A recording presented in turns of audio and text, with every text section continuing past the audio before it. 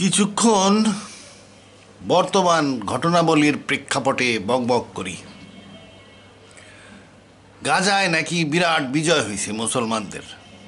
অনেকগুলো ভিডিও দেখতেছি ইউটিউবে অনেকগুলো ভিডিও, গাজায় নাকি বিরাট বিজয় হয়েছে। আচ্ছা,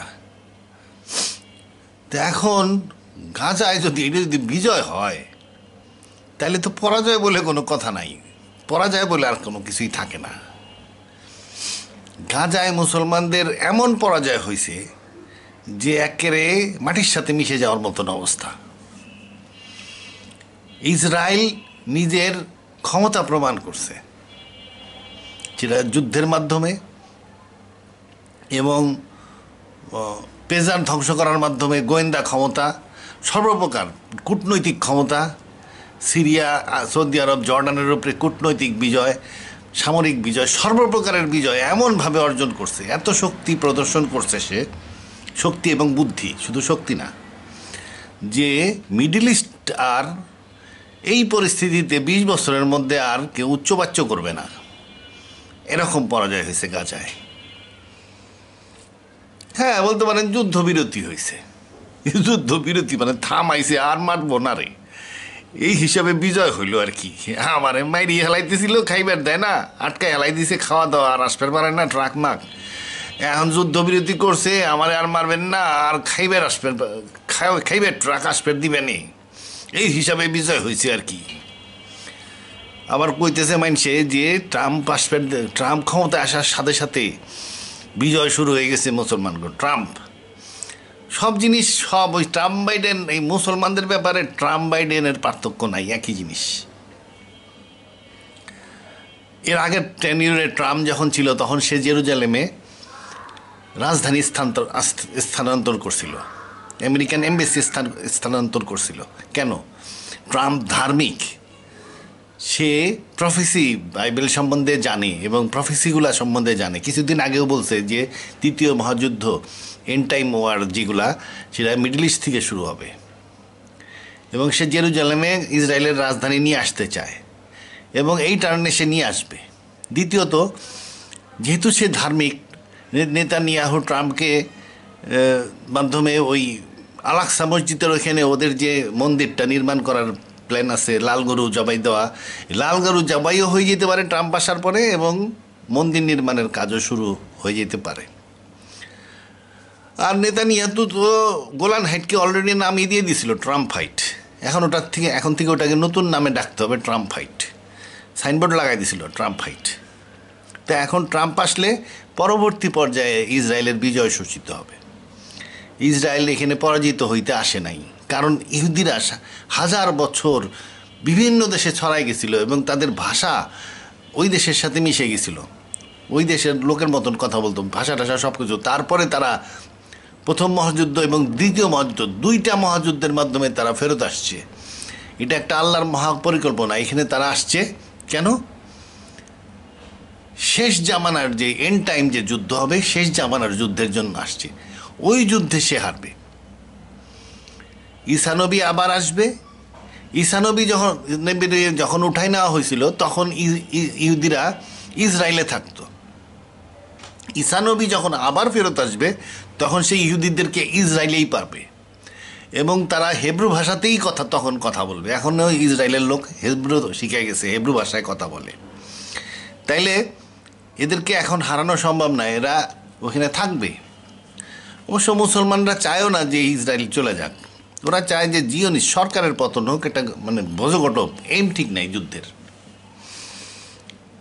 মানে ইহুদিদেরকে খেলাই দিব এই ধরনের প্ল্যান নেই। প্ল্যানটা যে কী প্ল্যান, কী চায়, এটাই বোঝা মুশকিল আর কি।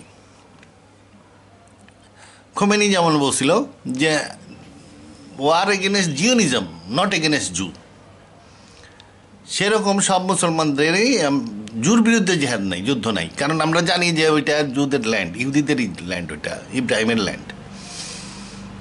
জিওনিজম যে সরকার এবং মিলিটারি পাওয়ার এরা তৈরি করছে, ওদের ধর্মে কিন্তু নিষেধ আছে, তারা সরকার গঠন করতে পারবে না, মিলিটারি থাকা তো দূরের কথা। এবং প্যালেস্টাইনিদের অত্যাচার করতেছে, এদেরকে প্যারালিনিয়ে যে বসবাস করবে সেটা করতেছে না, এইটার বিরুদ্ধে মারামারিটা। এই জন্য এরা মানুষ মারে নাই, কারণ মানুষ না মাইরা যুদ্ধ। তো গাজার এখানে ব্যাপক পরাজয় হয়েছে এবং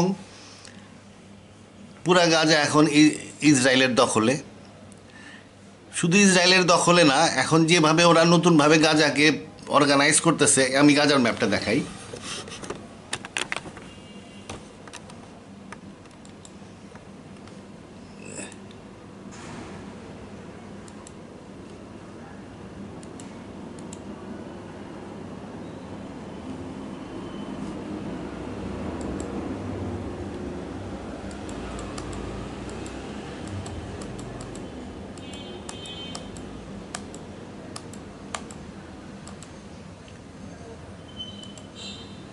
যাই হোক, পাওয়া যাচ্ছে না।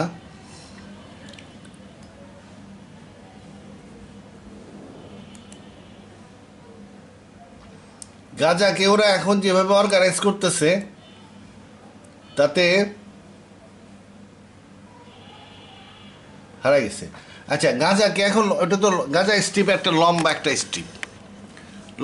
স্ট্রিপ গাজায় উত্তর দক্ষিণে লম্বা। এটাকে 4-5 টুকরা করবে, মধ্যে থেকে কোনো জনমানবহীন লোক বানাবে আর কি। 4-5 টুকরা করে ওদেরকে আলাদা আলাদা করে ফেলবে, একসাথে যেন মিলতে না পারে। তারপরে যে জেরুজালেমে যেমন কিছু দূর পরপর চেকপোস্ট, মুসলমানদের আইডেন্টি কার্ড চেক করা হয়, নানান রকমের খেয়াল রাখা হয়, সেই রকম কিছুদিন পরপর উত্তর গাজা থেকে দক্ষিণ গাজায় যেতে গেলে আপনার অনেকগুলো চেকপোস্ট পার হয়ে যেতে হবে।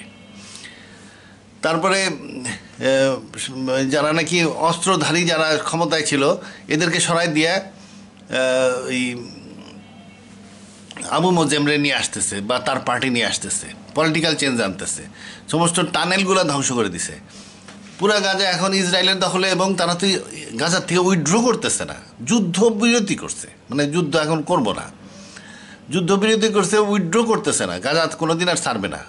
গাজাকে 4-5 টুকরা করে ওর মধ্যে হাজার হাজার চেকপোস্ট বসাবে, মাঝখান দিয়ে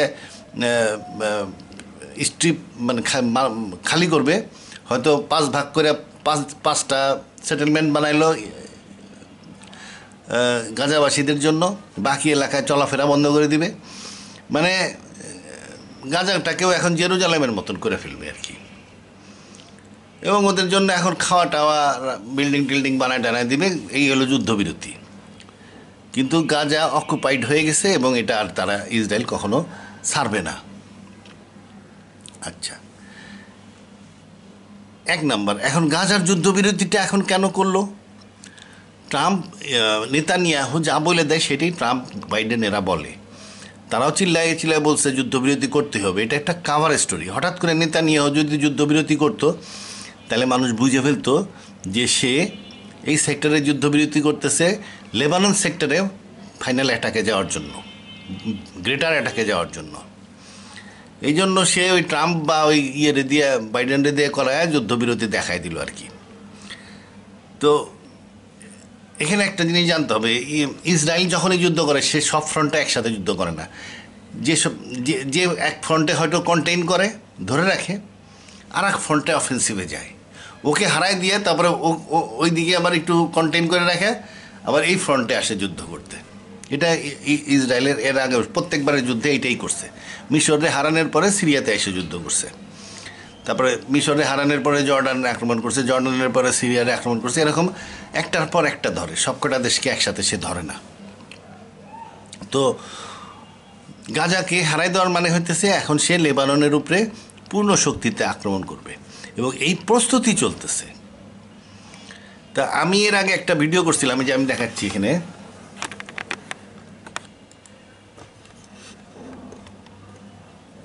এই যে মনে করেন আমার এই ভিডিওটা আমি মাস 3 আগের করা ভিডিও, 3 মাস। আমি বলছিলাম যে এই দিক দিয়ে ইরানের ল্যান্ড ফোর্স আসতে পারবে না, কারণ এই দিক দিয়ে জর্ডান আক্রমণ করে সিরিয়া দখল করে নিতে পারে এবং জর্ডানের সাহায্য করতে পারে মিশর এবং সৌদি আরবে। কিন্তু এইটা এরকমভাবে হয় নাই। আমি বলছিলাম যে টার্কি যে কি করে এটা বলা মুশকিল, এখানে টার্কি সিরিয়া দখল করে নিছে। টার্কি সিরিয়া দখল করে নেওয়ার কারণে কি হয়েছে, ইরান ফিজিক্যালি এদিকে আসতে পারতেছে না, আবার লেবানন আলাদা হয়ে গেছে। এই দেখেন, আমি বলছি যে ফ্রান্স ইংল্যান্ড এখানে ল্যান্ডিং করবে সম্ভবত, এবং এই ল্যান্ডিং ফ্রান্স ইংল্যান্ড যদি এই দিক থেকে এসে লেবাননের ভিতরে ঢুকে খ্রিস্টানের, ফ্রান্স ইংল্যান্ড ল্যান্ডিং করে নাই, দিকে চলে যাবে। ওইটা সৌদি আরব, ইজিপ্ট এই দিক দিয়ে ঢুকে যেতে পারে, লেবানন কিন্তু পৌঁছাইতে দিবে না। এই জন্য সম্ভবত ইরান এই দিক দিয়ে আসতে পারবে না। অবশ্যই ইরান এখানে অনেক আইআরজিসি আছে, কিন্তু ইরানের রেগুলার ফোর্স ছাড়া তো এরকম যুদ্ধ করা যায় না। ট্যাঙ্ক, কামান, বিমান বাহিনী এগুলো আসতে হলে রেগুলার ফোর্স আসতে হবে। ইরানের রেগুলার ফোর্স তো আসে নাই, তা রেগুলার ফোর্স আসতে পারবে না। এখানে এমনি আইআরজিসি প্রচুর আছে। আচ্ছা, ওটাতেও আইআরজিসিতে ওদের অত অসুবিধা নেই, কিন্তু মেইন আর্মি আসতে দিবে না। আচ্ছা, আর এখানে তো আমি বলছি যে ফ্রান্স ইংল্যান্ড আসে নাই এখনো, তবে আসবে, টার্কি আসছে, হিজবুল্লাহকে সাহায্য করতে আসবে এই শেষ পর্যন্ত, কারণ ইরান আসতে পারতেছে না। টার্কি আসবে, টার্কি তো এখন এই যে টার্কি আসছে, অলরেডি এখন তো এসে রয়েছে আলেপ্পো পর্যন্ত, আর একটু আগাইলে আসতে পারে লেবাননে। টার্কি লেবাননে আসলে এদিক দিয়ে আবার কনস্টান্টিনোপল দখল করে নিতে পারে। তাহলে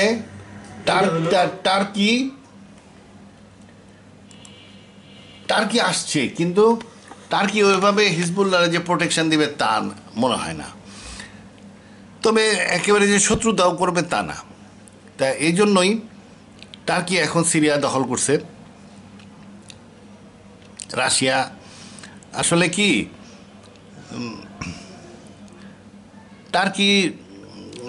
টার্কির যে ভূমিকা এখানে, টার্কিকে আসলে কি মানে আসলে যে এর আগে যে যুদ্ধটা হচ্ছিল, লেবানন,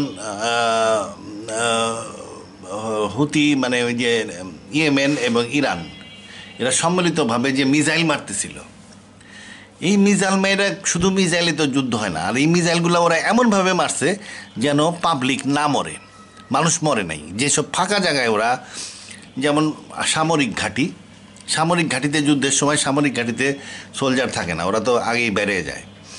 বিভিন্ন সামরিক ঘাঁটি, বিল্ডিংগুলা, তারপরে এয়ারপোর্ট, তারপরে বিভিন্ন রকমের খালি জায়গায়, এই সব জায়গায় ওরা মিসাইল মারছে। মানুষ মারার ইচ্ছা করে তারা এম করে তারা মিসাইল মারে নাই, হিজবুল্লাহ মারে নাই, হুতিও মারে নাই, ইরানও মারে নাই। ঠিক অনুরূপভাবে ইসরায়েলও কিন্তু একই কাজ করছে, গাজায় ব্যাপক বোম্বিং করছে, বিল্ডিং টিল্ডিং সব ভেঙে ফেলছে। কিন্তু প্রত্যেকবারে বোম্বিং করার সময় যে এলাকায় বোম্বিং করবে সেই এলাকায় ওরা আগের থেকে জানাইছে যে এখানে আমরা বোম্বিং করব, এবং মানুষ ওখান থেকে সরে গেছে। সরে যাওয়ার পরেও 50,000-এর মতন মারা গেছে, কিন্তু মানুষ সরে গেছে। এই 50,000 মরার কারণ হইতেছে মানুষের মধ্যে যুদ্ধের প্রস্তুতি ছিল না। আপনি তেল আবিবে যদি মিসাইল মারা হয়, তেল আবিবে কেউ মরবে না, কারণ সাইরেন বেজে যাবে আগের থেকেই, জনগণ ট্রেনিংওয়ালা সাই করে ট্রেঞ্চের মধ্যে, গর্তের মধ্যে ঢুকে যাবে, বিল্ডিং ভাঙবে, কিন্তু ওর ক্ষতি হবে না। কিন্তু এইরকম প্রস্তুতি, সিভিল ডিফেন্স যেটাকে বলে, এই প্রস্তুতিটা গাজার লোকদের ছিল না। ওরে ওয়ার্নিং দিলে, ওরে সাইরেন বাজাইলেও ট্রেঞ্চের মধ্যে যায় না, প্রশিক্ষণপ্রাপ্ত না। আসলে গাজার যে আক্রমণটা করছে এটার কোনো আগামাথাই নেই। হঠাৎ করে একদিন গাজার থেকে বেরিয়ে এসে একটা মেলা চলতেছিল, মেলার মধ্যে থেকে 200-250 লোক বন্দি করে নিয়ে গেল। ইসরায়েল সুযোগ পেয়ে গেল, বললো আমার 1400 লোক মরে গেছে, তো ডেড বডি কোথায়, কবরগুলা কোথায়, নাই। মরছিল ওখানে হয়তো 50-60 জন মরছিল, তাও আবার ইসরায়েলের নিজস্ব হেলিকপ্টারের গুলিতেও অনেকগুলা মরে নাই, ধরে নিয়ে গেছিল আর কি। মনে করছে যে এইগুলা দিয়েই জিম্মি উদ্ধার করবো, তারপরে কাজ শেষ। কিন্তু যারা নাকি ধরে নিয়ে গেল, তাদের জানা থাকা উচিত ছিল যে এর আগে ইসরায়েল কী করছে। এর আগেও ইসরায়েল এরকমভাবে গাজায় বোম্বিং করে গাজাকে ম্যাসাকার করে দিছিল। এটা জানা কথা যে জিম্মি কইরা দাবি আদায় করা যায় না। কোনো দেশ জিম্মি করার পরে যদি দাবি আদায়ের রাজি হয়ে যায়, তাহলে কী হবে, পরে আরও বেশি লোক জিম্মি হইতে থাকবে, হাইজ্যাক হইতে থাকবে। এই যে বাংলাদেশের জাহাজ, মনে করেন সোমালিয়ানরা ধরে নিয়ে গেল, বাংলাদেশ যদি সাথে সাথে টাকা দিয়ে দেয় এবং জাহাজ ছাড়াই নিয়ে আসে, সোমালিয়ানরা মজা পেয়ে যাবে। তখন খালি বাংলাদেশের জাহাজই খুঁজতে হবে যে এরা ভালোভাবে টাকা দেয়, ফট করে টাকা দিয়ে দেয়, তাহলে এইগুলোর ধর। এই জন্য বাংলাদেশ সরকার কি করে, টাকা দেয় কিন্তু বছর খানিক ঘুরে মিরে নানান জায়গাতে ঝামেলা করে টোরে শেষ পর্যন্ত হয়তো টাকা দিয়ে ছাড়াই নিয়ে আসে, কারণ উপায় নেই তো আর। কিন্তু হুট করেই দেয় না, এটার একটা সাইকোলজিক্যাল গেম চলতে থাকে। সেরকম জিম্মি করলে যে দাবি আদায় করে নিবে এটা কখনোই হবে না। জিম্মি করলে দাবি আদায় করা নিষেধ, তাইলে সে আরও দাবি করতে থাকবে। একটা লোকরে যদি জিম্মি করে কোনো সন্ত্রাসী বাহিনী, তারপরে যদি কিছু একটা দাবি করে, বাংলাদেশ সরকার সেই দাবি মেনে নিবে না, বরং তারে আর্মি দিয়ে উদ্ধার করার চেষ্টা করবে, পুলিশ দিয়ে উদ্ধার করার চেষ্টা করবে। দাবি যদি মেনে নেয় তাহলে কী হবে, আরেকটা লোকরে আর একদিন জিম্মি করে আর এক দাবি নিয়ে বসবে। তারপরে দেখা যাবে একসাথে 10-15টা জিম্মি করে চারিদিক দিয়ে খালি দাবি আদায়ের ধান্দাই আছে। এই জন্য জিম্মি সিচুয়েশনে খুব একটা লাভ হয় না, কিন্তু তারা জিম্মি করে নিজেদের বন্দি ছাড়ানোর চেষ্টা করছে। কিন্তু এই যে আক্রমণটা করলো, এর প্রতি আক্রমণে এখন বিরাট পরিমাণ মানুষ মারা গেছে। 50,000-এর মতন মানুষ প্যালেস্টাইন মারা গেছে।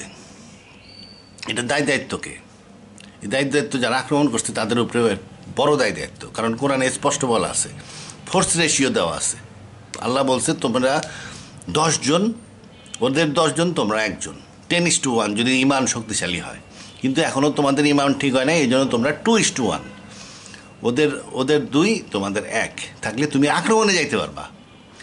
এখন তখনকার দিনে যখন কোরআন নাজিল হয়েছিল তখন এই ফোর্স রেশিও 10:1 গোনা হয়েছিল মানুষ দিয়া, ম্যান টু ম্যান। এখন তো তা নাই, এখন ফোর্স রেশিও ওইরকমই আছে, কিন্তু গুনতে হবে মানুষ টু ম্যান না শুধু, সেই সাথে বিমান শক্তি, ট্যাঙ্ক শক্তি, নৌ শক্তি, মিসাইল শক্তি, এগুলোকেও বিবেচনায় আনতে হবে। এই হিসাবে লেবাননে যারা আক্রমণ করছিল তারা তো ইসরায়েলের আর্মির থেকে অনেক ছোট। ইসরায়েলের আর্মি 5-6 লাখ লোকের আর্মি, পুরা দেশের সব জনগণ মিলিটারি ট্রেনিং দেওয়া এবং অর্গানাইজড করা। সেই তুলনায় লেবাননের 30-40 হাজার দিয়ে ওরা আক্রমণ করছে। এই আক্রমণটা তাহলে ইসলামের দৃষ্টিতে না যায়। আপনি ওই রেশিও 50:1 আপনি আক্রমণ করলেন, তারপরে আক্রমণ করে আপনি তো অক্কা পাইলেন, অক্কা লাভ করার পরে ওরা এসে যে আপনার মহিলা, শিশু, এদের উপরে, বুড়া মানুষ, এদের উপরে অত্যাচার করবে, ঘরবাড়ি ভাঙবে, এটা আক্রমণকারী যে নেতা তার দোষ, গুনাহ তার হবে। কারণ সে সূরা আনফালে 10:1 মিনিমাম সে যদি বলে যে আমি খুব ইমানদার, বিশাল যোদ্ধা, আমি আল্লাহর ছাড়া ভয় পাই না, তাইলে ও 10 গুণ বেশি সৈনিকের সাথে বিরুদ্ধে আক্রমণ করতে পারে। কিন্তু আল্লাহ বলছে 10 গুণের দরকার নাই, আমি তোমার ইমান সম্বন্ধে জানি, তুমি দ্বিগুণের বিরুদ্ধে যুদ্ধ করো। কিন্তু এখানে লেবানন কি করতেছে, 1:500 ফোর্স রেশিও হবে। এর বিরুদ্ধে যুদ্ধ করছে, কারণ ওদের তো F-35 আছে, ট্যাঙ্ক আছে, মিসাইল আছে, সমস্ত কিছু আছে, ইনফরমেশন গ্যাদারিংয়ের সিস্টেম আছে, বিশাল শক্তিশালী ফোর্স তাদের বিরুদ্ধে জেহাদ করতেছে, আক্রমণ করে দিছে। তার নিজস্ব বউ বাচ্চা, বুড়া মানুষ, ঘর বাড়ি, এগুলোর কোনো চিন্তাই তারা করে নাই। তারপরে ইয়েমেন থেকে, লেবানন থেকে সাহায্য করছে। সেই সাহায্য কীরকম, গ্রাউন্ড অ্যাটাক করে নাই, ফিজিক্যালি গ্রাউন্ড অ্যাটাক করে নাই, সৈনিক পাঠায় নাই, মিসাইল মেরে সাহায্য। তাও মিসাইলগুলো এমন জায়গায় মারছে যাতে মানুষ না মরে। ইসরায়েলকে আহমক, ইসরায়েল ভালো করেই জানে যে এরা এমন ধার্মিক লোক, এমনভাবে মিসাইল মারতেছে যে মানুষ না মরে, কারণ মানুষ মারলে গুনাহ হবে। আপনি পিপল অফ দ্য বুকের উপরে পিপল অফ দ্য বুকরে আক্রমণ করাই নিষেধ, এবং ওদেরকে মারলে আপনার পুরো মুসলমানদেরকে মারার মতনই আপনার গুনাহ হবে। যার ফলে খোমেনি এবং এরা যারা আছে এরা মানুষ মারে নাই। এই যুদ্ধ করে আলটিমেটলি গাজার ব্যাপক রকমের হাইর হয়ে গেছে এবং এরা পরাধীন হয়ে গেছে আজীবনের জন্য, আর উঠতে পারবে না। এরা এদের এই গাজা স্ট্রিপকে ছোট ছোট টুকরা করে ওদের মধ্যে একটা নর্থ গাজার একটা শহর, তারপরে আবার স্ট্রিপ করছে, খালি করছে, রাস্তাঘাট বানাইছে, স্ট্রিপ খালি, ওইখানে মিলিটারি বেস, তারপরে আর একটা শহর, তারপরে খালি করে ওখানে মিলিটারি বেস, আবার তারপরে একটা শহর খালি করে মিলিটারি বেস, আর সমস্ত টানেল ধ্বংস করে দিচ্ছে। এবং জনগণ নতুন নেতৃত্বের আন্ডারে আসছে, খাওয়া দাওয়া ওরা সরবরাহ করে, এমনকি ঘরবাড়ি রিপেয়ার ওরা যখন বলবে তখন রিপেয়ার করতে পারবে। পুরো একদম বন্দিত্বের পর্যায়ে চলে গেছে পুরো জনগণ।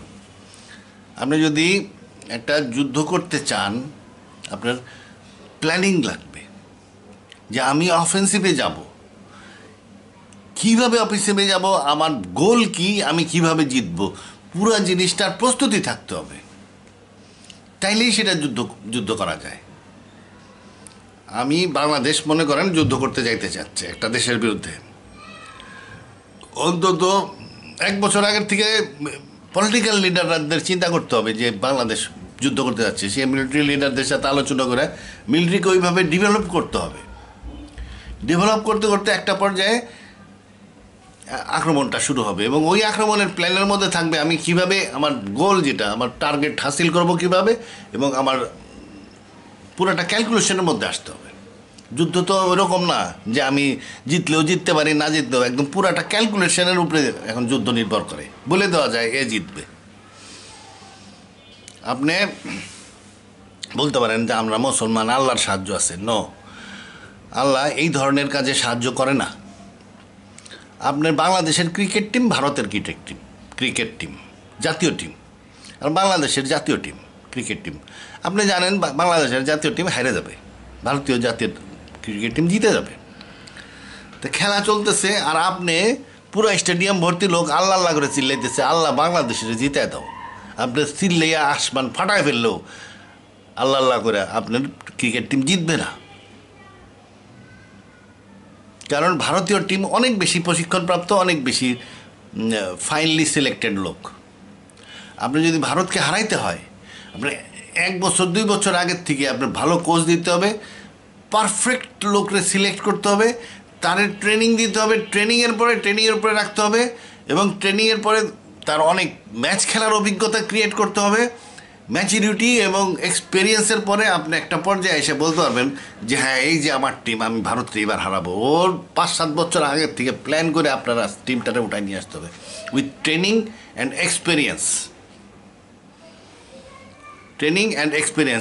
ম্যাচ খেলার এক্সপিরিয়েন্স, এগুলো করে আপনি যদি ভালো খাওয়া দাওয়া এভরিথিং দিয়ে যদি আপনি এম করেন, প্ল্যানিং করেন, তাইলেই আপনি জিতবেন। আপনি আল্লাহ আল্লাহ করে আসমান ফাটায় ফেললেও আল্লাহ আপনাকে জিতাই দিবে না, কারণ এইরকম সাহায্য আল্লাহ করে না। আল্লাহ মানুষের বিরুদ্ধে তার খোদাই ক্ষমতা ব্যবহারই করে না। একটা মানুষকে হারাইতে হলে সে আর একটা মানুষকে দিয়ে হারায়।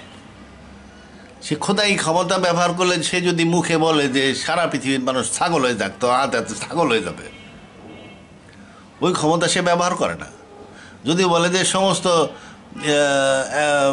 অমুক দেশের সমস্ত লোক এই মুহূর্তে মরে যাক, সব মরে যাবে, ওই ক্ষমতা সে ব্যবহার করবে না। সে পিক করে যে অমুক দেশ, পিক করে কার মাধ্যমে? এই যে বিভিন্ন ধর্মগ্রন্থ, বই, নবী, এদের মাধ্যমে, নেতা দেয়, এই নেতাদের মাধ্যমে সে পিক করে তারে জনগণের ট্রেনিং দিতে ওই জনগণের যদি দেখা যায় যে না ফুলপ্রুফ প্ল্যান করছে, যুদ্ধ করতে পারতেছে, তাইলেই সে তারা হেল্প করবে। আল্লাহ আপনাকে এমনি হেল্প করবে না। আপনার টিম, ক্রিকেট টিম ঠিক হইলেই আল্লাহ আপনি জিতবেন। আপনি আল্লাহ আল্লাহ করে চিল্লে আকাশ ফাটাই ফেললে, পুরো স্টেডিয়াম আকাশ ফাটালে জিতবেন না। আল্লাহ ওইরকম হেল্প করে না। এটা তার নীতির বিরুদ্ধে, আইনের বিরুদ্ধে, সিস্টেমের বিরুদ্ধে। আল্লাহ ডাইরেক্ট হেল্প করে না, মানুষ দিয়ে মানুষকে হেল্প করবে, ফেরেশতা দিয়ে হেল্প করবে।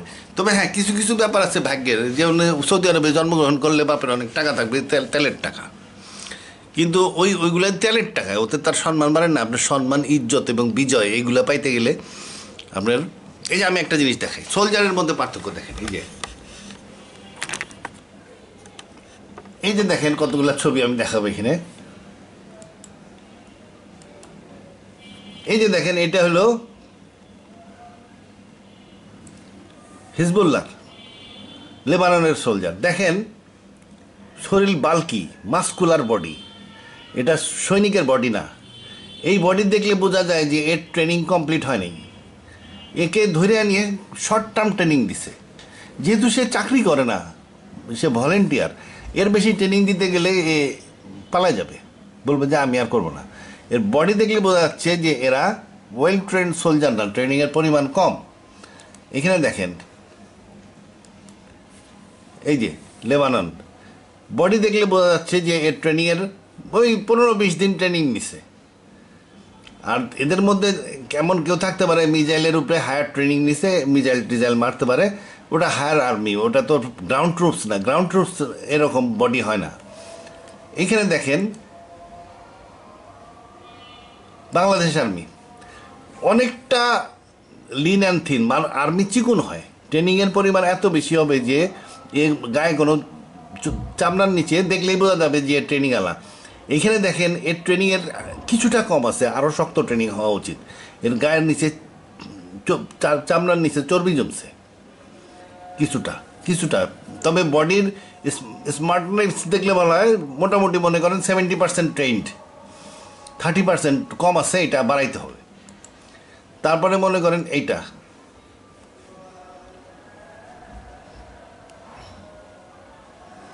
আচ্ছা, এটা বাংলাদেশ আর্মি। তারপরে মনে করেন এইটা দেখেন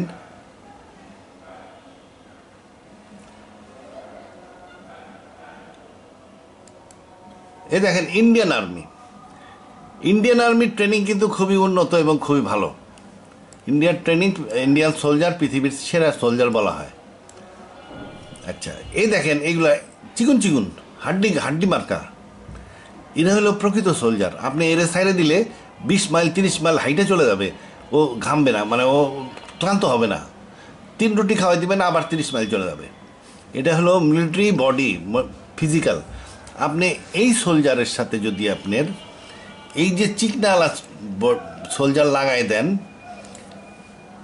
আনফিট ফিট, যে কেউ বলবে যে এই ক্রিকেট টিম জিতবে, এই ক্রিকেট টিম হারবে, এটা জিতবে, কারণ এর ট্রেনিং অনেক উন্নত। বডি দেখলে বোঝা যাচ্ছে। দৌড় পারতে ফিজিক্যাল এক্সজর্শনের কারণে এ চিকনা হয়ে গেছে এবং চিকনা থাকবে, এবং সে যুদ্ধের ফাইটিং ফিট অবস্থায় আছে। আচ্ছা, আর একটা দেখেন, এই যে ইসরায়েলি দেখেন, সবকটা দেখেন শরীরের থেকে জামা কাপড় হালকা চিকুন ইনফ্যান্ট্রি ইসরায়েল।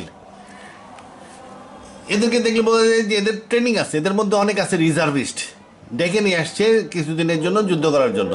রিজার্ভিস্ট দেখলে বোঝা যাবে যে এগুলো, এটা সম্ভবত রিজার্ভিস্ট, কিন্তু এর মধ্যে রেগুলার সোলজার যেগুলো, এগুলো হবে চিকুন। আপনি একটা ক্রিকেট টিম দেখলে বোঝা যাবে যে এই ক্রিকেট টিম জিতবে না হারবে, ট্রেনিংয়ের পরিমাণ কত। আপনি আমারে বললেন যুদ্ধ লাগছে, জাকারিয়া তুমি তো কর্নেল আসিলা, তুমি একটু যাও, লেফটেন্যান্ট কর্নেল আসিলা, যাও 500 সৈনিক দিলাম, তুমি কর্নেলগিরি করো, যুদ্ধে যাও। আমি বলবো যে না, আমাকে ওই 500 সৈনিক 3 মাসের জন্য দিতে হবে, আমি ট্রেনিং দিয়ে নিব। শুধু আমার কনফিডেন্স থাকতে হবে, আমার আন্ডারে যে মেজররা আছে তাদের কনফিডেন্স থাকতে হবে, তার কোম্পানিগুলোর উপরে প্লাটুন কমান্ডারদের কনফিডেন্স থাকতে হবে, তারপর সেকশন কমান্ডারদের কনফিডেন্স থাকতে হবে তার সৈনিকদের উপরে। এই অর্গানাইজ পুরা এই 500 লোককে অর্গানাইজ করে অন্তত 2 মাস ট্রেনিং দিয়া তারপরে আমি যুদ্ধে যাইতে পারি। তা এখন যুদ্ধের পরিকল্পনা এবং অস্ত্র কী আছে এগুলো বিস্তারিত প্ল্যান ছাড়া আপনি যদি যুদ্ধে যান, হুট করে একটা আক্রমণ করে বসছে গাজার থেকে আক্রমণ করে বসে 200-250 লোক ধরে নিয়ে আসছে। আলটিমেট রেজাল্ট হলো কি? আলটিমেট রেজাল্ট হলো গাজার সম্পূর্ণরূপে ধ্বংস হয়ে গেল, জনগণ পার্মানেন্টলি পরাধীন হয়ে গেল। এদেরকে উদ্ধার করার মতন মুসলিম বিশ্বে কোনো শক্তি আপাতত দেখা যাচ্ছে না। মিশরও করবে না, সৌদি আরবও করবে না, জর্ডানও করবে না। এরা এখন চিন্তায় থাকে, বাচ্চা হয়তো চিন্তায় থাকে যে তার মোবাইলটা কোন সময় দেখা গেল ধুম করে ফাইটে গেছি। এমন ইসরায়েল, এই যে ইরানের যে বিমান বিধ্বংসী মিসাইল আছে, এগুলো খুব উন্নত মানের, খুব ভালো, বাফার খুব ভালো। একটা যদি B-52 আসে, এটা ফেলাই দিবে। তারপরে খোরদার দিয়ে এর আগে ফালাই দিছে ওদের খুব উন্নত মানের ড্রোন, কিংবা B-1B যদি আসে বোম্বার ফালাই দিবে, ওগুলো অনেক উপর দিয়ে আসে, 50-60 হাজার কিলোমিটার উপর দিয়ে আসে, বড় প্লেন আসলে ফালাই দিবে। কিন্তু দেখেন ইসরায়েলের F-35 একটাও পরে নেই, কারণ এই F-35 গুলো হলো ফাইটার প্লেন, এ এমনভাবে একটা রাডারের পুরো এলাকা কাভার দেয় না, একটা পাহাড়ের পিছনে ব্লাইন্ড জোন থাকে, নিচ দিয়ে আসতে পারে, বিভিন্ন টেকনিক করে আসছে, আইসা সুইপ করে বম্বিং করে চলে গেছে। একটা ফাইটার এয়ারক্রাফটও ফেলতে পারে নাই, হিজবুল্লাহ পারে নাই, সিরিয়াও পারে নাই, রাশিয়াও পারে নাই। কেন? সে তার প্লেনটাকে চালাইতে চালাইতে এমনভাবে সে দক্ষ হয়েছে এবং তার পরিকল্পনা এত উন্নত যে সে কোন দিক দিয়ে আসবে, যখন নাকি তাকে রাডারে দেখা যাবে তারপরে হয়তো 30 সেকেন্ডের মধ্যে সে বম্বিং করে চলে যাবে। রাডার কাভারেজ থেকে যখন সে প্রথম চেহারাটা দেখাবে তারপরে হয়তো 30 সেকেন্ড সে থাকবে ভিউয়ের মধ্যে। এই 30 সেকেন্ডের মধ্যে আপনি মিসাইল রেডি করে ফায়ার করতে করতে প্লেন বম্বিং করা সারা এবং চলে যাওয়া সারা। এত ব্যাপক বোমাবর্ষণ করছে এই F-35 দিয়ে, ধরতে পারে কেন? উন্নত প্ল্যান। তারপরে প্ল্যানিংয়ের কারণে তারপরে দেখেন অনেক আগের থেকে এরা যুদ্ধের জন্য প্রস্তুতি নিয়ে রাখছে। লেবাননের অল কমান্ডারদের এই যে পেজার বিস্ফোরণ করে পুরো কমান্ড চ্যানেল ধ্বংস করে দিছে, একদম রাইট টাইমে কমান্ড চ্যানেল ধ্বংস করে দিছে। যার ফলে আর যেগুলো যাদেরকে পেজার ফাটায় মারতে পারে নাই তাদেরকে বোম্বিং করে মারছে। তার মানে কি? তারা জানে যে সে কোথায় থাকতে পারে। প্রত্যেকটা মিসাইল বেসগুলার আগের থেকে ওরা বাইর করছে কোথায় কোথায় মিসাইল আছে, কিন্তু আক্রমণ করে নাই, সময় মতন আক্রমণ করছে। তা প্ল্যানিংয়ের উপরে কাজ চলে, যেটা ইসরায়েলিরা করছে। যদি সে বাংলাদেশ আর ইন্ডিয়া যদি যুদ্ধ লাগে, বাংলাদেশ পারবে না, কিন্তু ইন্ডিয়া মনে করেন মিডল ইস্টের সমান বড়, সৌদি আরব আর ইন্ডিয়া প্রায় সমান, বরং সৌদি আরবের মিলিটারি বাজেট বেশি হইতে পারে। তো ইন্ডিয়ার সাথে কেমনে পারা যাবে? হ্যাঁ, যদি আমি 2-3 বছর আগে থেকে প্ল্যান করি যে আমি ইন্ডিয়ার সাথে কোনো একদিন যুদ্ধ করব, আমার আর্মির ডিজাইনটা এরকম হইতে হবে, আমার এই অস্ত্র থাকতে হবে, আমি এইভাবে এই যুদ্ধে ওকে হারাবো, এই জায়গায় হারাবো। বিস্তারিত প্ল্যান করে যদি পলিটিক্যাল ইয়েটা পাওয়া যায়, উইলিংনেসটা পাওয়া যায়, পলিটিক্যাল ইচ্ছা যদি থাকে ওর সাথে, বিস্তারিত প্ল্যান করে হয়তো 10-12 বছর ধরে প্ল্যান করে আমি এমন এক আর্মি তৈরি করতে পারি যে আর্মি ইন্ডিয়াকে হারাই দিতে পারবে। যেমন ইসরায়েল, সে জানে যে তার চারিদিকে শত্রু, মিশর, সিরিয়া, জর্ডান, সে ওইভাবে তার আর্মিকে ডিজাইন করছে যেন এইরকমভাবে যুদ্ধ করতে পারে। আর্মির এয়ারফোর্সের ডিজাইন, আর্মির ডিজাইন তার ওই রকম। এমনকি তার কূটনীতিকদের ডিজাইন, কূটনীতিকরাই তো জর্ডান, মিশর, সৌদি আরবরে নিষ্ক্রিয় করে রাখছে। তুরস্ক যে আসছে এখন, ওটাও একটা কূটনীতিক বিজয়, তার পলিটিক্যাল উইল, পলিটিক্যাল লিডাররা সমস্তভাবে একটা পুরো দেশের ওভারঅল প্ল্যানিং ফাংশন করে এখানে। নেতানিয়াহু আজীবনের জন্য ক্ষমতায় চলে যাবে, ও কোনো দিন আর যাবে না ক্ষমতার থেকে, এমন ভালো করছে এই যুদ্ধে। এখন ইমিডিয়েট প্ল্যান কি? ইসরায়েল এই সিরিয়া দখল করছে, সিরিয়া দখল করে ওখান থেকে যত বোম শেল্টার, মিসাইলগুলো ছিল, মিসাইল বানানোর ফ্যাক্টরি, এগুলোকে ধ্বংস করছে। সিরিয়া দখল করার পিছনে কারণও আছে, যে সিরিয়াতে যে আসলে যখন আরব স্প্রিং হয়েছিল অনেকদিন আগে, আরব বিদ্রোহ করছিল, এরপরে যে আসাদের ক্ষমতা চলে যাচ্ছিল, সবাই বলতেছিল আসাদ কয়েকদিনের মধ্যে পতন হয়ে যাবে। এমন সময় ইরান আসলো এবং এদেরকে হেল্প করার কারণে আসাদ টিকে গেল। আসাদ টিকলো ঠিকই, কিন্তু আসাদ তো পুরা ভালো মুসলমানদের মধ্যে বলা যায় না, এ তো কমিউনিস্ট। তার পার্টির লোকজন যারা ক্ষমতায় ছিল এরাও কমিউনিস্ট। এরা দেখছে যে এই ইরানের সাথে তো থাকা ঠিক না, ইরান তো মোল্লাদের সাথে আমি কেন থাকবো, রাশিয়ারে ডাক দিয়ে নিয়ে আসে পুটিন ওদেরকে প্রোটেকশন দিছে। পুটিন যখন দেখছে যে খুব মুশকিল, ইসরায়েল নেতানিয়াহু একদম ফাইনাল অর্ডার দিছে, পুটিন এখানতে যাও, তখন পুটিন চলে গেছে। যাওয়ার সময় ট্রাম্প ফাইট ইসরায়েলদেরকে দিয়ে চলে গেছে, সাথে আসাদরে নিয়ে গেছে। এই যে হঠাৎ করে চলে গেল, ওদিক দিয়ে টার্কিরে মূলা ঝুলাইছে যে তুমি সিরিয়া দখল করে নাও, কুর্দিদের সাথে তুমি যা ইচ্ছা তাই করো। আমার পুরানো খাতির ছিল, এখন আর খাতির মাতির নাই, এখন খাতির মাতির সব শেষ। কুর্দিদেরকে তুমি তোমার আন্ডার দিয়ে দিলাম, কুর্দির ব্যাপারে তুমি যা ইচ্ছা তাই করতে পারো। ইরাক দেখছে, টার্কি দেখছে, হ্যাঁ কুর্দিদেরকে দমন করাই তো আসল কাজ, আর এছাড়া তো আর দুনিয়ার কোনো কাম নাই, তো দখল করাই দিচ্ছে আর কি। এখন হয়েছে কি, হিজবুল্লাহ আলাদা হয়ে গেছে, হিজবুল্লাহর সাথে এখন ইরানের ডাইরেক্ট কানেকশান নাই।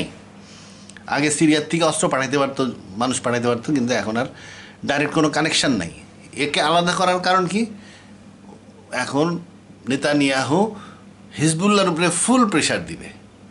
গাজাকে যেভাবে ধ্বংস করছে একইভাবে লেবাননকে ধ্বংস করবে।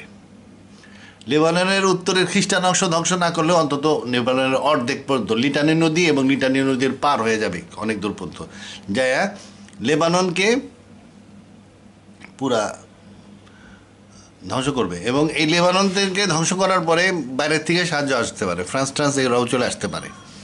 আচ্ছা, আমি মনে করছিলাম লেবাননকে সিরিয়া দখল করবে জর্ডানের মাধ্যমে, কিন্তু সেটা করে নাই, টার্কির মাধ্যমে করছে।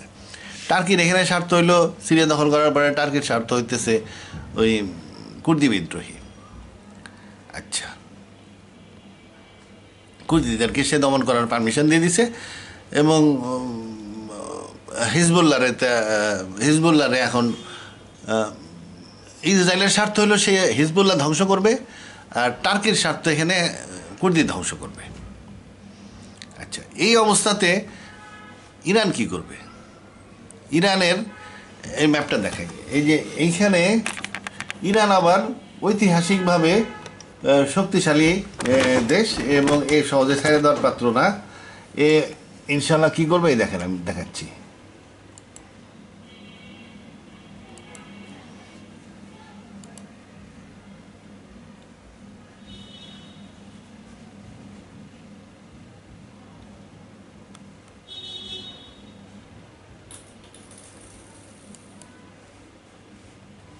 এটা কি হইলো, এটা খালি এরম হয় কে?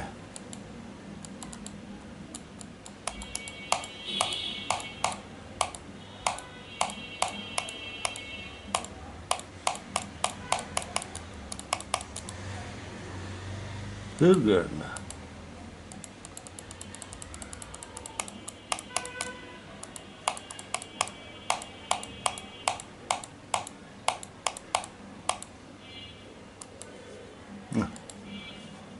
এইখানে দেখেন, আমি একটা জিনিস দেখাই, এই ম্যাপেই দেখাই, কুর্দিরা কিন্তু ইরানের এইখান দিয়েও কিন্তু কুর্দিদের এলাকা, এইখান দিয়ে, এই কুর্দিদের এলাকা তুরস্কের এইখান দিয়ে কুর্দিদের এলাকা, এবং এই কুর্দিদের এলাকা লম্বা হয়ে আলেপ্পো পর্যন্ত চলে আসছে।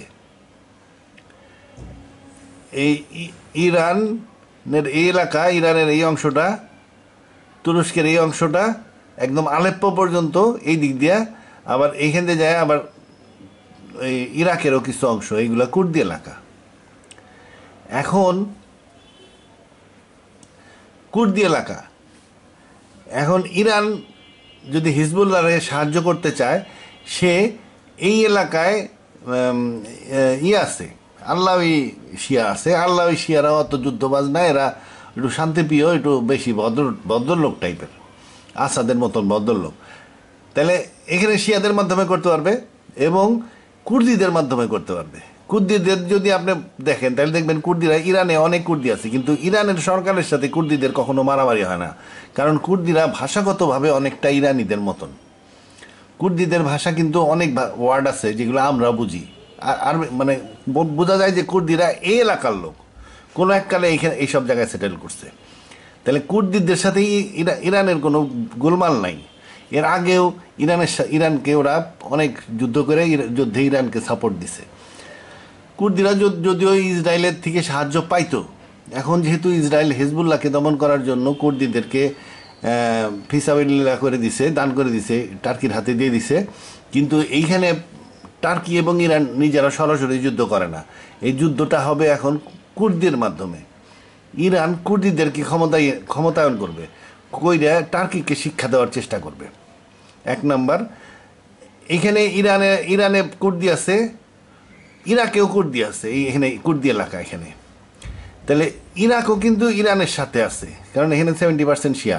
তাহলে ইরাকের কুর্দি এবং ইরানের কুর্দি মিলা এই টার্কির কুর্দির উপরে একটু প্রভাব বিস্তার করে একদম আলেপ্পো পর্যন্ত একটা চ্যানেল ক্রিয়েট করবে এবং এই কুর্দির মাধ্যমে টার্কিরে সাহায্য করবে এবং টার্কিকে বাধ্য করবে এই সিরিয়াতে ইরানের ইন্টারেস্ট বজায় রাখার জন্য।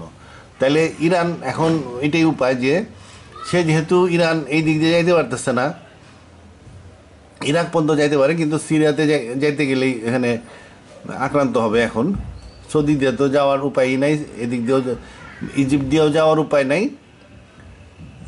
চেষ্টা করতে পারে, কিন্তু ইমিডিয়েটলি যেটা আছে ওদের এই কুর্দিদেরকে সাহায্য করা এবং এই কুর্দিদের মাধ্যমে আলেপ্পো পর্যন্ত এইটা কিন্তু কুর্দি শহর, এইগুলা কুর্দি এলাকা, এইগুলা কুর্দি এলাকা, এইগুলা কুর্দি এলাকা, এইগুলা কুর্দি এলাকা, এইখানে কুর্দি এলাকা, এই বিশাল এলাকা, এই কুর্দি বেল্টের মাধ্যমে সে এই মেডিটেরিয়ান পর্যন্ত যেতে পারে ইরান। আচ্ছা, এবং এই কুর্দিদেরকে মধ্যে ইরানের এখন ব্যাপক সমর্থন ক্রিয়েট হয়ে যাবে এবং কুর্দিরা এখন স্বাধীন হয়ে যেতে পারে ইরানের ব্যাকআপের কারণে। এবং এই দুই দেশের টার্কি এবং ইরানের মধ্যে রেষারেষিটা ডাইরেক্ট ফাইটিংয়ের মাধ্যমে হবে না, এরা কোনোদিন নিজেরা ডাইরেক্ট ফাইটিং খুব কমই করছে, কুর্দিদের মাধ্যমে এখন আসবে। টার্কি যদিও এই কুর্দি দমনের জন্য সিরিয়া দখল করছিল এবং সিরিয়ার যারা নাকি যুদ্ধ করতেছিল তাদেরকে কোনো হেল্প করে নাই, কিন্তু এখন নিজেরই অসুবিধার মধ্যে পড়বে এই কুর্দিদের মাধ্যমে, কারণ কুর্দিদেরকে ইরান এখন শক্তিশালী করবে, করা ছাড়া উপায় নেই। আচ্ছা, তো এইটাই কুর্দিরা ইরানের কুর্দিদের মধ্যে বিভিন্ন দল আছে, এক দল আছে, বিভিন্ন দল আছে, ইসলামিক দলও আছে, ডেমোক্রেটিক দলও আছে, কিন্তু ইরানের পক্ষে সবাই আছে, কারণ ইরানের কুর্দিরা কিন্তু কোনো বিদ্রোহ কখনো করে নাই, কারণ ইরানের কুর্দিরা সন্তুষ্ট। ইরাকের কুর্দিরা প্রায় স্বাধীন অবস্থায় স্বাধীনতা ভোগ করে ইরাকের কুর্দিরা, তাহলে ইরানের কুর্দি এবং ইরাকের কুর্দি সন্তুষ্ট এবং এরা কারণ আন্ডারে, ইরানের আন্ডারে। এখন থাকলো তুরস্কের কুর্দি। তুরস্কের কুর্দি কোন পর্যন্ত বিস্তৃত? আলেপ্পো পর্যন্ত বিস্তৃত। এই তুরস্কের কুর্দির মধ্যে অস্ত্রশস্ত্র দিবে এবং তুরস্কের বিরুদ্ধে কুর্দির ফোর্সটাকে বাড়াই দিবে। তখন তুরস্ক বাধ্য হবে সিরিয়াতে খোমেনির নির্দেশ মেনে চলার, এই ধরনের কিছু একটা হবে। ফাইনাল কথা হইতেছে ইরান রেগে না, মুসলমানদের এই যে এই বিপর্যয়ে অনেকের চেহারা পরিষ্কার হয়ে গেছে এবং আমাদের দোষ ত্রুটি কী এইটা বুঝতে হবে। দোষ ত্রুটি বুঝা কারেকশানে যাইতে হবে, বললেই হবে না যে গাজায় বিরাট বিজয় হয়েছে। কি বিজয় হয়েছে? ইলিফ দিছে, রিলিফ দেওয়ার ব্যবস্থা হয়েছে। বগুড়ায় আমি আর্মিতে আসছিলাম, গাড়ি নিয়ে যাইতেছি পিক আপে কইরা, আমার এসে গাড়ি থামায় একজন কী হয়েছে যে ইলিফ, আমি জীবনে কোনো দিন ইলিফ পাইনি, মানে 20 কেজি করে চাইল ইলিফ পাই নাই, ওই বোর্ডের তার নাম নেই, যে পায় না সে কোনোবারই পায় না, ইলিফ পায় না, ইলিফটাই তখন বিজয়। তখন গাজায় এখন ইলিফ যাইব, রিলিফ আর কি, রিলিফের বিজয় হয়েছে, এই চিন্তা করলে তো হবে না, দৃষ্টিভঙ্গি পাল্টাইতে হবে। মূল কথা হইতেছে প্রত্যেক জায়গায় ব্রেন খাটাইতে হবে। যেমন আমাদের দেশে সংস্কার হইতেছে, যে কোনো লোকের মাথায় সংস্কারের কিছু চিন্তা ভাবনা আসে, তাই মনে করে যদি এখন সে মনে করে আমি এখন সংস্কার করবো, আমি এখন নেতা হয়ে গেলাম, নেতা হয়ে সে সংস্কার করতে বসে গেল, তাহলে তো হবে না। এক্সপার্ট আনতে হবে, যে কোনো কাজ এক্সপার্ট দিয়ে করাইতে হবে, আমেরিকা যেরকম করে। এমনকি ঘর পরিষ্কার করতে এক্সপার্ট লাগে। বলবেন ঘর পরিষ্কার কে না করতে পারে? ঝাড়ু দেবো আর ঘর মৌসুম, অত সিধা না। ঘর পরিষ্কারের মধ্যে বিভিন্ন লেভেলের পরিষ্কার আছে। 5 স্টার হোটেলের পরিষ্কার একরকম, বঙ্গভবনের পরিষ্কার আর এক রকম, সেনাপ্রধানের অফিস পরিষ্কার আর এক রকম, মন্ত্রী সাহেবের অফিস পরিষ্কার। ধুলা আইসে ওনারা প্রথমেই এরকম ধুলা লাগতো নাকি, কোথায় কোথায় উনি আঙুল দিয়ে দেখবেন যে ধুলা আছে কিনা, এগুলো জানতে হয়। ডিপ ক্লিন বলে একটা কথা আছে, তাহলে সাধারণ ক্লিনার তারও এক্সপার্ট হইতে হবে। সেই রকম এই যে সংস্কারের বুদ্ধি আমার মাথায় আসতেছে, কিন্তু আমি যদি এখন নেতা হইয়া মনে করেন জনগণ তো বাংলাদেশের জনগণ দিয়ে দিল জিন্দাবাদ আমারে, আমি নেতা হয়ে নিজেই সংস্কার করতে বসে গেলাম, তাহলে কিন্তু হবে না। ওই জ্ঞানীগুণী বুদ্ধিমান যারা এই নিয়ে চিন্তা করতেছে সেই রকম গ্রুপ একত্রিত করে ওদের মাধ্যমে সংস্কারের আইডিয়াটা নিয়ে নেতায় বাস্তবায়ন করবে। নেতা নিয়ে বলবে যে হ্যাঁ দে বেটা কী কী লেখসাস, ওই অনুযায়ী নেতায় বাস্তবায়ন করবে। সুনাম হবে কার? নেতার। বাস্তবায়নকারীর সুনাম হবে, কিন্তু বুদ্ধিটা কার হবে? Think tank. প্রত্যেকটা জায়গায় যদি আপনি ব্রেন ব্যবহার না করেন তাহলে ওই গাজায়ের মতন জিতে যাবেন। গাজায় মুসলমানরা দিচ্ছে যেরকম জিতে যাবেন। এই বলতে আল্লাহ হাফেজ।